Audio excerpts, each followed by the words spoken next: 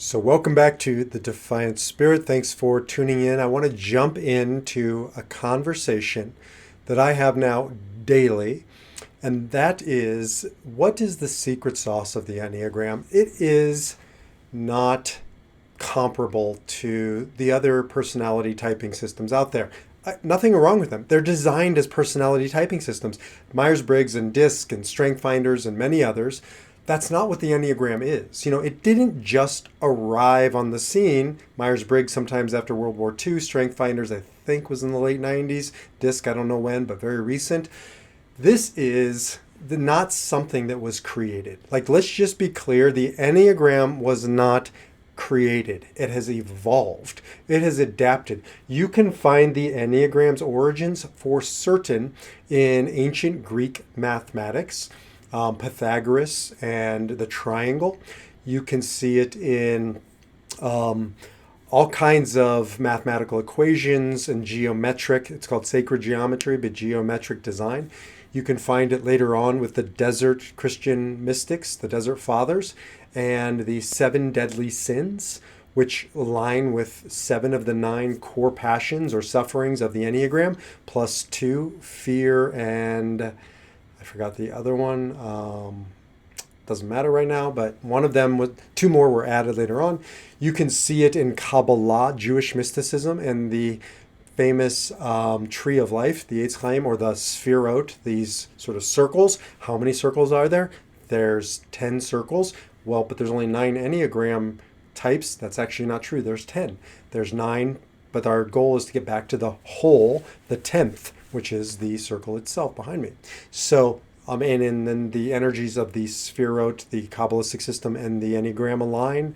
You have Sufism and different movements. You have literature. You look at Dante, the Inferno, and you have the 9 stations of circles of hell lining perfectly with the Enneagram. You have Homer and the Odyssey and the 9 stops along the way aligning with the Enneagram. It's just staggering how this thing has evolved over time. And yes, Claudia Naranjo, a famous psychologist from the previous century, helped to adapt this into a personality typing system, but clearly only an adaptation, not a creation.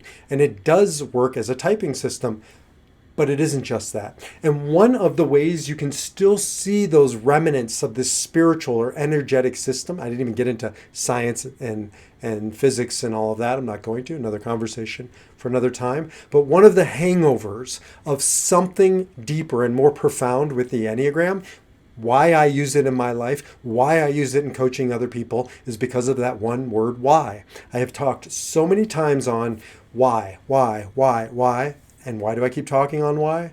Because my teacher, Dr. Viktor Frankl, Man's Search for Meaning, 40 other books, father of logotherapy, Holocaust survivor, said it comes down to why.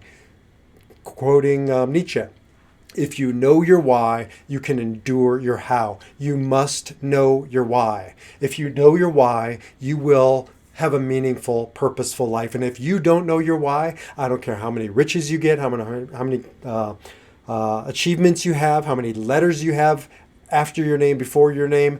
I don't care how deep your relationships are. Eventually, you will lose your way. We need to know our why. When I say this to individuals, they usually look at me with a blank stare. I work with successful human beings. I work with people who lead companies, organizations with articulated, powerful, time-tested whys. And when it comes to their own life, figuring out their why is not something they've been taught to do. It's not their fault. It's not your fault. I know my why. I recite my why 3 times a day, every day. I won't bore you with what it is, but it's 3 paragraphs, 3 passages. That's mine. You don't have to have 3 paragraphs or passages. You just have to know your Enneagram type. I would like for you to develop it from there, but this is the foundation. This is why it's so powerful, because the Enneagram is the only system I know of that doesn't deal in the who, what, when, where, and how. Myers-Briggs deals with all those things. It deals with the why. Why do you do what you do? It doesn't mean you're limited to that why, but it does mean that the why of your Enneagram type, your number, is going to factor into how you live, both when you're in the low side of your Enneagram, reacting in your life, as Frankl calls it, when you're in fear, when you're unconscious, and what you're aspiring to, the high side, or as we call it, responsive, responsible, response able, when you are choosing your response to life. But it comes down to why, one word, what's your why? So I have a handy dandy slide to show us the 9 types of why when we're in fear, and then we'll get into the 9 whys when we are in faith, or to say it more simply, this is your superpower. It's your calling. It's what you're here to do. And, this is your kryptonite. This is exactly the opposite when you're not in that power. And then we'll go into your superpower when you are in your strength, when you're in your power, when you are responding to life. So the 9 whys of fear, just breezing through these. I've done other videos on them, but this is a really great shot in the arm to get you into exploring your why. Enneagram 1 is a core fear that they are immoral, that they are not good. Now, this is not true, and you're going to see why it's not true, because they spend so much energy, so much of their why comes from not wanting to be immoral, not wanting to be unethical, not wanting to be irresponsible. And so ones have this primal core fear that they are not good people. The ones I work with are the salt of the earth, and yet most of my job is either helping them see it or reminding them that they are truly good and that they're grappling with this fear of why, and their why is immorality. Enneagram 1 is called the reformer or the perfectionist. Enneagram 2, the helper. They're all about relationship, which is interesting because they fear not being loved. They feel like they are not worthy of love. Again, the shadow side, the low side, the unhealthy side, the reactive side. But at the core of their being is this voice in them that says you're not worthy of relationship or being loved. And so you're going to see how that motivates them to go out and love and give love, to love and receive love. Enneagram 3, the achiever, fears failure, which is why they're the achiever, because at the core of their being, they believe they're not worthy if they fail, and so they better succeed, and they have this primal fear of failure. Enneagram 4s grapple with not feeling special, not being worthy because they're not special, not being an original. And you can see that they are the most original, unique, interesting, and expressive human beings that there are, but it comes from this core fear that they're not worthy of love if they're not standout or unique.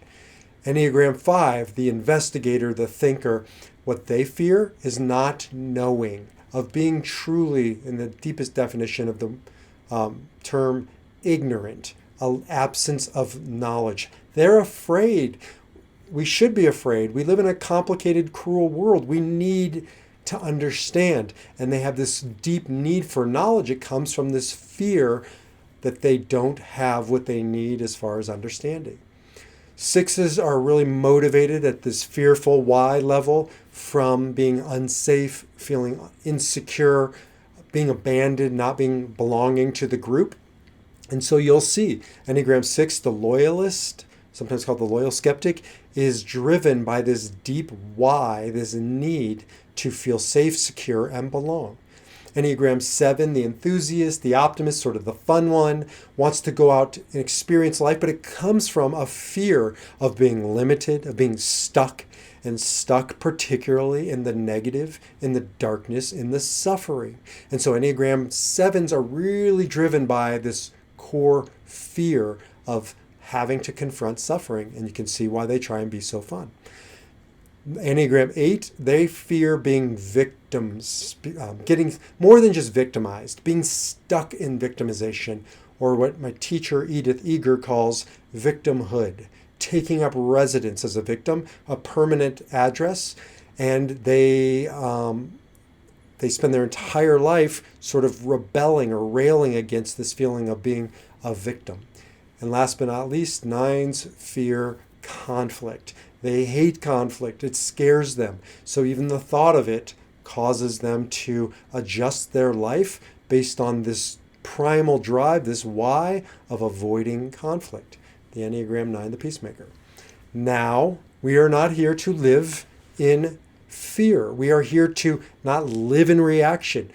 We are here to choose our response to life, to not live in reaction, but live in response, responsible, response-able. And that comes down to understanding the high side of our why, or our core motivation, or our superpower. Enneagram 1s are driven by this need to perfect, to create order, to create goodness, to be good, to be the perfect version of themselves.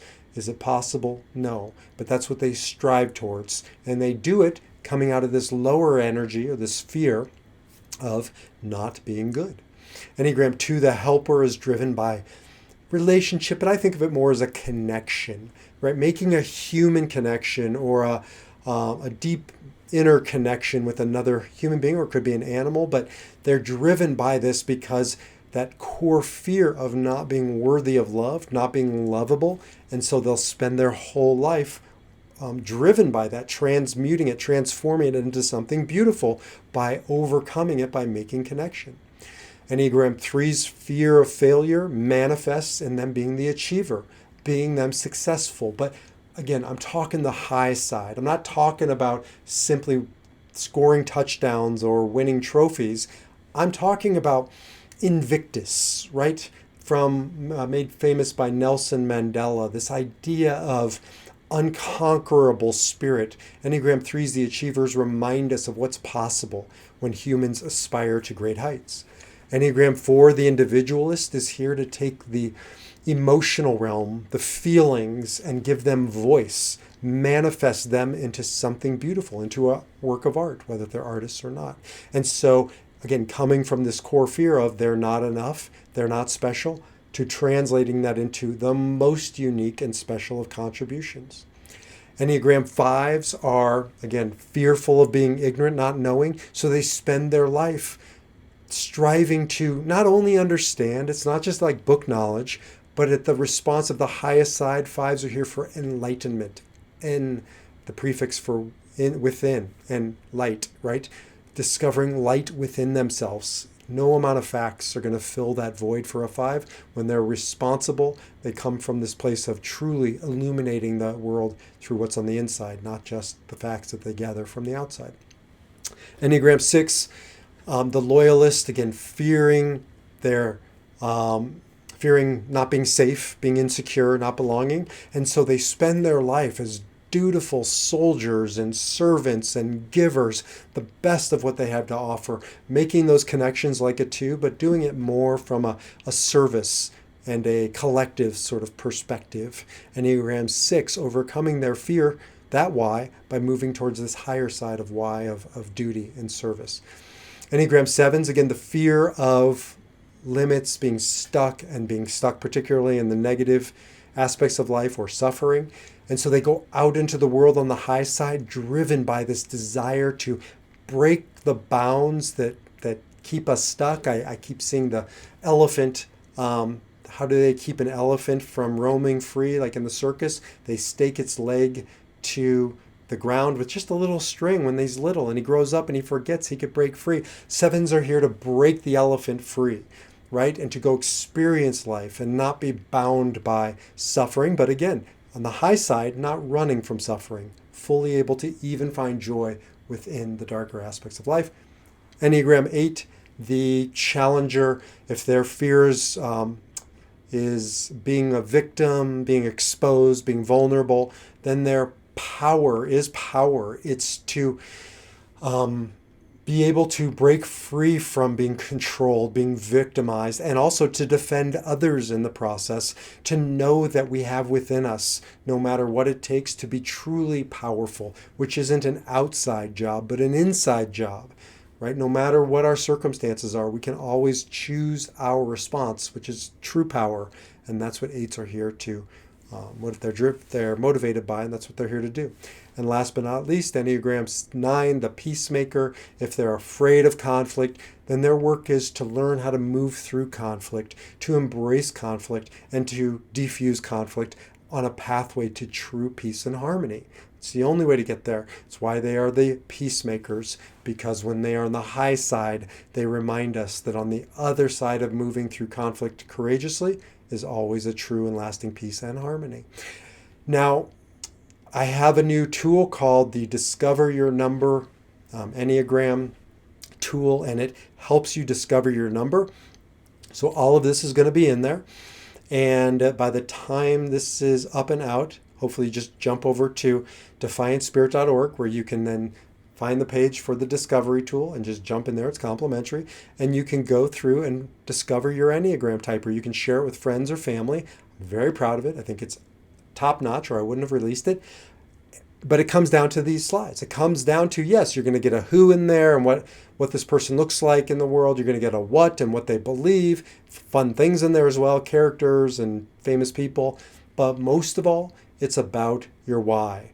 The Enneagram is about discovering your why. There are 9 fundamental whys, why we fear what we fear, and why we strive towards what we strive towards, our core motivation, our superpower.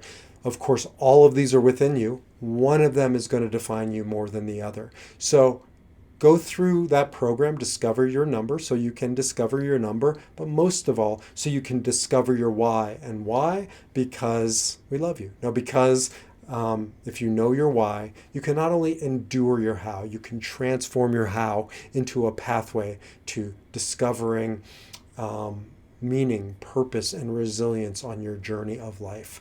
So discover your why and live it in all aspects of your life. And until the next video or the next podcast, discover your number, own your number, and defy your number. I'll see you then.